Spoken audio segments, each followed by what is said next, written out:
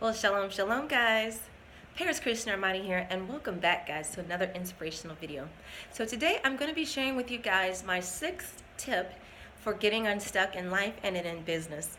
So just to do a quick recap, for the first 5 tips, number 1 was I like to place post-it notes, index cards around my home office, around my bedroom, to serve as a quick reminder of what I should be doing, right? So you just personalize those cards to whatever feels good to you.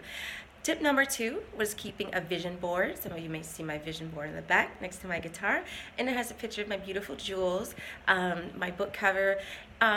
It's a very quick connection to my purpose, to my passion, to my why, where I'm trying to be in a few years, and it just really takes me back to the present. It brings all of my visions that I envision for myself to the present. Okay, tip number 3 is movement. I like to get moving. That's one of the worst things you can do, is just to sit there and be still when you're already procrastinating. You're judging yourself harshly, and you're thinking about it. You're overanalyzing. You're very self-critical, and it's just creating a snowball effect, and you wind up just squandering away precious hours of the day you can never get back.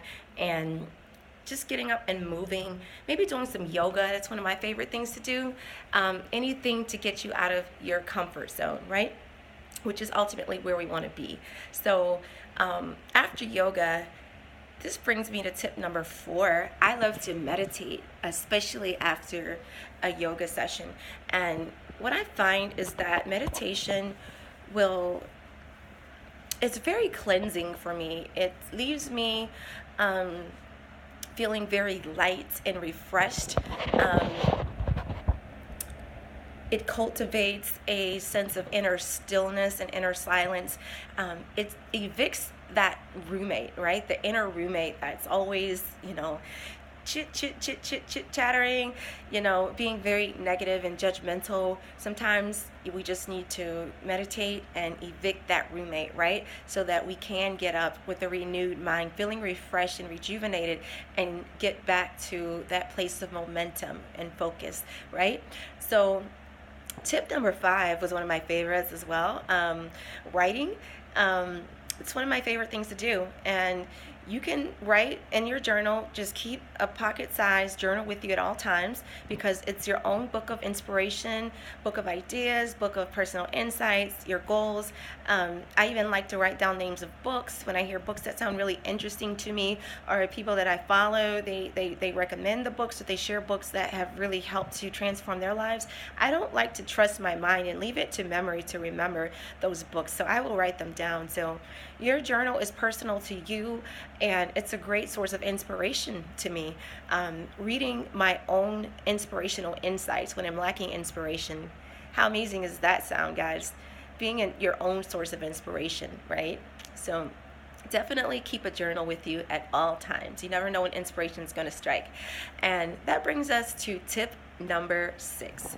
I like this one. This one is keep a deadline, guys. Set deadlines for yourself.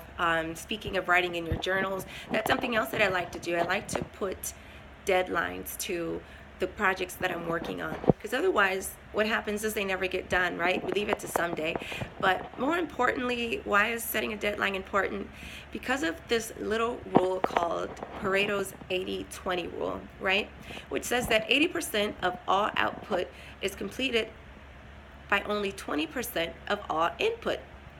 Or another way of putting that, guys, is if you give yourself a deadline to complete a project, well, 80%, which is almost the whole thing, guys, right? It gets done during the last 20% of the time available. So what happens is, when we don't set a deadline, that last 20%, it never comes.